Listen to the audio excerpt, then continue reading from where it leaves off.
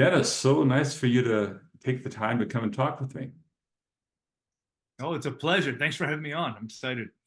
First of all, how long have you been at the University of Oregon? So this is year five now. I arrived in 2019 and had about a three-quarters of the year before the pandemic hit. That was my first year here. Well, it seems like you've been here longer in a good way. Well, thank you. Yeah, hopefully not in a bad way. Well, where were you at before the University of Oregon? So yeah, so my teaching career, well, immediately before I was at LSU, I was the associate director of bands over there for 7 years, in two different roles throughout the 7 years. But eventually, by the end, running the Tiger Marching Band, conducting the second band, teaching undergraduate and graduate conducting, and a whole slur of things that I did before. I worked with the basketball band, all that stuff. And then before that, doing graduate studies at the University of Texas. Finished my master's and my doctorate there in Austin. And then before that, I was teaching high school for years. 3 years in Miami at a high school down there, and then 1 year in Austin, Texas. And that was when I decided to go back to grad school. What school were you teaching in Austin? It was Aikens High School. It's in South Austin. Well, that's great. So at the University of Texas, you had some great mentors that you were working under. What was it like to be under Jerry? Yeah, Jerry, what you probably get the most out of working with Jerry is to look at the bigger world of music. Before that, I was really entrenched in band and band composers and just that world of music. And then when I got there, he got all of us to realize that the world of music is way bigger than band. And so we started to look a lot at, we had to regularly know, what is the New York Philharmonic playing? What is Chicago Symphony doing? What is the Concertgebouw doing, in Amsterdam? So, and getting to know more international composers, international conductors, and just really expanded our world. And that was one of the biggest takeaways that he provided for me that allowed me. Of course, he helped us grow as conductors and musicians and teachers, of course, like everyone would expect. But I think the biggest takeaway was just getting us to think way bigger than the small box that we think we're in. And it's so easy just to think in that small box in you're in your own little world, and there's just so much out there. Oh, absolutely. And throughout history, there are so many people. There are great master classes by great violinists that can help you be a better conductor, and they can help you be a better musician to interpret any score. Adoration, a grade 3 or a grade 2.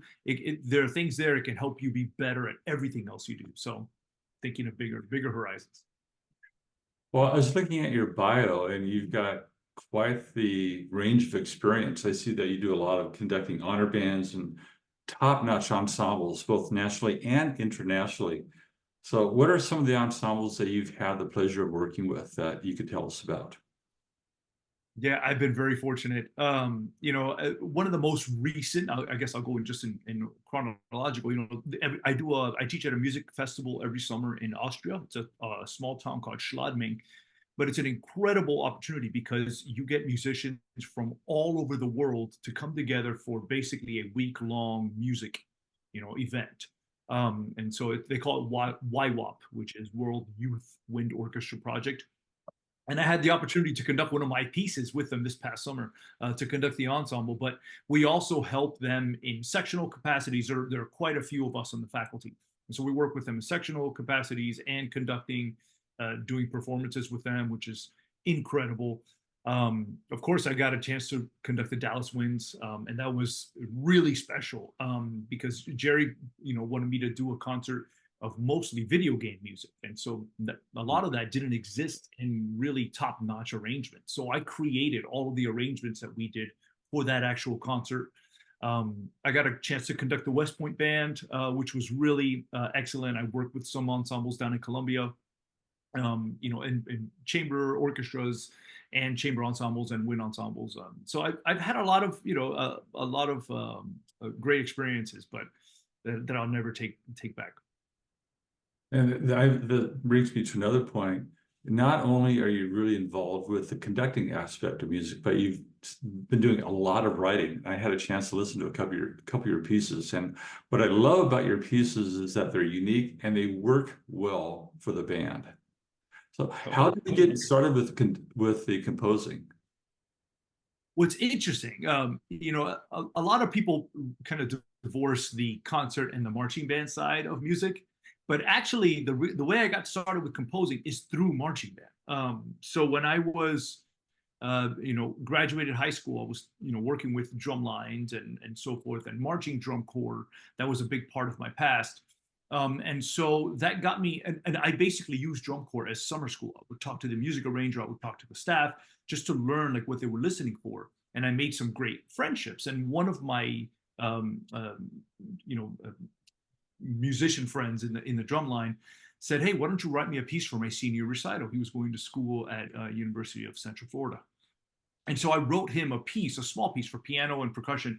And then, that kind of blossomed into me arranging for marching bands in South Florida, where I was teaching drum lines while I was paying my way through college.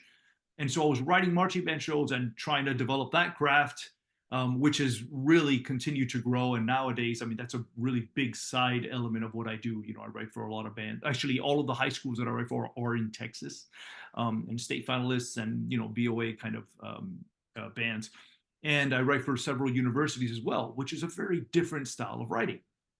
And so it was through all of that that I had to learn how to compose or arrange and slash compose in the style of whoever we were arranging. So I had to write music that sounded like Shostakovich or sounded like Barber, and it caused me to really learn a lot about orchestration and learn a lot about how different composers were unique. And so I was commissioned to write a piece by some friends with a really great program in Louisiana. They said, "Hey, write us a wind ensemble piece." And when I was trying to figure out what to write, I was thinking about when I'm programming for my wind ensemble. And I'm always trying to find something really exciting and some things that maybe go into my Hispanic roots. I'm Cuban Colombian, that's my background. And I was trying to figure out what I can write that didn't sound like another John Mackey piece or a Kevin Day piece or Omar Thomas. They have their style and they're great at it. Right. And, need another composer trying to sound like them. And that's honestly what I usually struggle with when I'm composing, right? Slow pieces all sound like whatever Eric Whitacre started and nowadays haven't really evolved enough. John Mackey influenced a whole slur of composers, and a lot of people just try to write like him. Luckily, Omar is doing some really new and incredible things. Viet Quang, really new and incredible things. And so I was thinking, what can I write that I know better than them? And it's Cuban music. The music that I grew up when my mom put me in dance lessons so that she had a dance partner at parties. And so I basically just wrote a salsa chart for wind ensemble because we don't really have a great one. And I just wrote stuff that was fun. And in that piece actually has taken off. I think I've had about 50 performances of Un Cafecito. That was the first big one that I wrote for wind ensemble. And it's doing quite well. And I still get other performances. And Vanderbilt University, Tom Verrier is the director of bands there. He just reached out and he said, "I want to commission another piece from you." So I actually am working on that piece right now, in the middle of writing marching band shows because this is that season. I'm writing throughout the whole winter. Yeah. So that piece I'll finish in September of 2024, and it'll probably be premiered sometime in January by Vanderbilt. And there's another piece that I've been commissioned to write by actually the same group of people that commissioned Un Cafecito down in Louisiana. They want an easier, like grade 3 kind of piece. And so I'm writing a piece for them, and that won't be premiered until January, probably of 2025. That one I'll be writing it, and then I'll conduct the premiere down there. So it's nice to have like these different elements because composing a lot gives me a chance to look at composers' music very different. And I think my compositions are better because I've conducted pieces by incredible musicians and incredible composers that have influenced me as well. Well, and again, it goes back to your experience at the University of Texas, just kind of expanding your knowledge, and all that stuff is coming into not only your conducting, but with the piece. And again, the piece that I heard last year at State was is fresh. And I think it's great that you're getting your own style? Because like you don't want to play another piece that sounds, and the great pieces by Kelly. Okay, and you hear a piece, oh, that's Kelly, and oh, that's John Mackey. Yep. And that's the key, right? A great composer doesn't sound like anybody else. A great artist, their art doesn't look like anybody else's. That's how we distinguish them. And so that's what I've really tried hard to just not copy other people, and that's my best advice I can give to any young composer that may hear this. When you're trying to figure out what to write, well, if I hear your piece, can I tell it's you? Or does it sound like another piece that could be one of 25 composers? And I think that's the key. And I actually arranged a piece one year. We were playing at State. I was trying to find a piece that would work for my band, and I just could not find anything. So I found this transcription that I wrote out, and it worked because I made sure it worked for my group. And so probably with you, encourage people to try it. I know band directors are extremely busy, but I found that that whole process was really enlightening for me, not only to figure out how can I make this work, but it made me a better conductor as well. Yeah, the piece, exactly who you're looking for at all times, and the students love it. They love being a part of that process. And hey, let's change this. And they're like, oh, wow, we can change this. Like this Yeah. music isn't, set in stone. It's really excellent. Yeah. Well, getting back to DC, I'm just curious, what drum corps did you march with, or corps? I marched Boston Crusaders for 4 years in the tenor line, the percussion section. Great. Tenor drums have the best, Yeah. by the way. We did have the best parts. I agree. Well, going back to U of O, what courses do you actually teach or that you're in charge of at the university? Yeah, so my position is director of bands. So I conduct the wind ensemble. I teach graduate conducting to students that want to be future wind conductors in that degree. I teach wind repertoire for the graduate students. It's a graduate level course where we take a big look into like the history of wind rep for our specific ensemble and some of the key pieces that influenced others. I teach a conducting seminar, so only for our conducting students and for some other former band directors that just want to get a bigger, a more in-depth look at what happens in a conducting field. We talk about anything in there. And I oversee all the aspects of the band programs, manage the budget, basically everything that we do, run meetings and so forth. So it really is a great position. I get to interact with great colleagues, my wonderful students, put on great concerts, and get a chance to plan and get some big things coming in the pike. And with you interacting with your students, the other faculty, I know that you've at times have been able to come out and work with other high school bands, for example. And do you still have time to do that with your busy schedule of writing and teaching and everything? Oh, I make that a priority. And so I usually go to about 20 high schools a year. I try to. It depending on when they reach out. But and if any directors are listening to this right now, please ask me to come out. I love to go out and work with groups. It just gets tricky to find the scheduling, of course, but I love to go out, work with students, work with directors, and offer my services in any way. And that's always free, of course. I mean, I just want to give back and make sure that people are successful, and any little part that I can have in that is great. Yeah, and it's always great as a director when I would have people come in. It's great to watch someone else work with a group because, of course, you can hear a lot more when you don't have that stand of the music in front of you and have someone else doing all the work. Indeed, it's true. And even to this day, to this day with my group, you talk about not having that stand. I record every rehearsal we do, and I go back and listen because there's so much more that I hear. But when I'm there working with a group, that current director will have the opportunity to just do that, right? They're listening to that rehearsal, and it's like a recording, and they're like, "Oh, I have to get to this," whether I hit it or not. They're like, "I have to get to this and this and this." So you're absolutely right. If you have there's some band directors that have students that are interested in going to the U of O, what would you suggest they do? Well, I think one thing that students a lot of times don't realize that is available is I would schedule a visit to the universities that you are interested in as soon as possible. Because even if you are a sophomore or a junior, you don't have to wait till your senior year, because what will happen is, our faculty are always looking to see who are they going to bring in the next year and the next year. It's always a recruiting class. And so a student needs to figure out if they, have a good relationship with that faculty member, if they like their teaching style. And so what I do a lot of times is students will reach out and say, I would love to schedule a visit. And so we'll get them a lesson with our private teachers, with our faculty for free.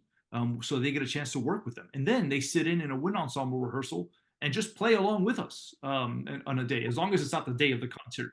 Yeah. They free to play along with us and sit next to our students and shadow our students in some of their other classes.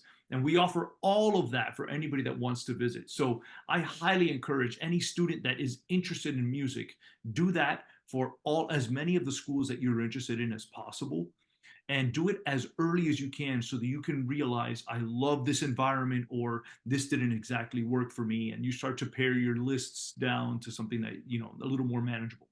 Well, that's great to know. And what a great experience for the students to actually experience what it's like to be in the U of O system.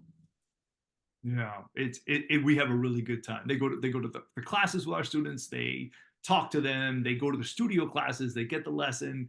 They sit with the ensemble. It really is a good way for them to realize, why they're playing long tones in high school band, so that they can end up doing this. Like, what is the next step in the progression if they choose to go into music. Well, when you're not busy with music or conducting or Yeah. anything with the music part, what do you like to do in your spare time? Oh, interesting. I actually love to cook. That's a big passion of mine. I've loved to cook for a long time, ever since I was a kid. So I spend quite a bit of time cooking. I also I have a wonderful fiance. We're getting ready to actually get married in March. So we've been planning quite a bit for that, which is exciting. And then, of course, my two dogs. I have no kids, so my dogs are my children, and they're spoiled as about as badly as they could be. Um, that's usually what I end up doing.